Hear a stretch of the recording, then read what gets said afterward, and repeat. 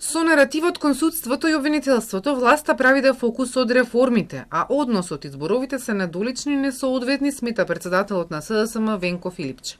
Според него, во секоја професија или институција има луѓе кои се однесуваат несоодветно, но тоа не е слика за мнозинството. Значајното и силно мнозинство на луѓе бара систем, бараат реформи, бараат прогрес и преку тоа повисоки примања. И тоа е нашиот пат. Тоа е нашиот пат.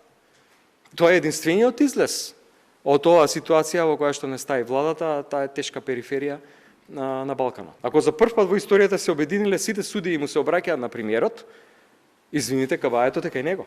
И актуелниот закон за судски буџет пропишува 0,8% од БДП за судството, но досега тоа не се случило и се одвојува околу 0,3%. Премиерот е против да се зголеми сумата, единствено се согласи да добијат автономен буџет. Додека Мицкоски ги собира во заедничка бројка процентот за судството кој се одвојува од БДП и оној од обвинителството кој е дефиниран како процент од буџетот и вели дека тоа се премногу средства, првиот човек на судскиот совет Камбовски порача дека судството без финансии не може да се гради.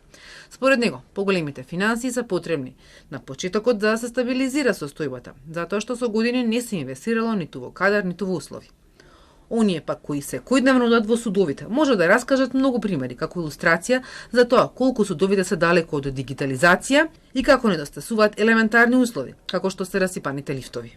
Единствен начин да се излезе од оваа ситуација, бидејќи ми личи како да се полоши ќе биде, особено поради овие натрупани проблеми низ овие 15 години повеќе години кои не се решаваат, бидејќи никако не се качуваат инвестициите, а се очекуваат и поголеми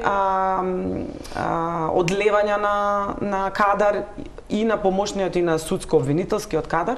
Единствен начин да се излезе од ова е да се почне диалог на сериозен начин за да се добијат соодветни средства кои со сигурност не значат поголема плата за судиите и обвинителите, него ќе представуваат на некаков начин инекција во судството да може да почне да функционира и обвинителството исто така. Според реформската агенда, една од мерките за финансиска независност на судството е да се обезбедат доволно финансии и ресурси за судските органи и да се зголемат капацитетите на јавното обвинителство.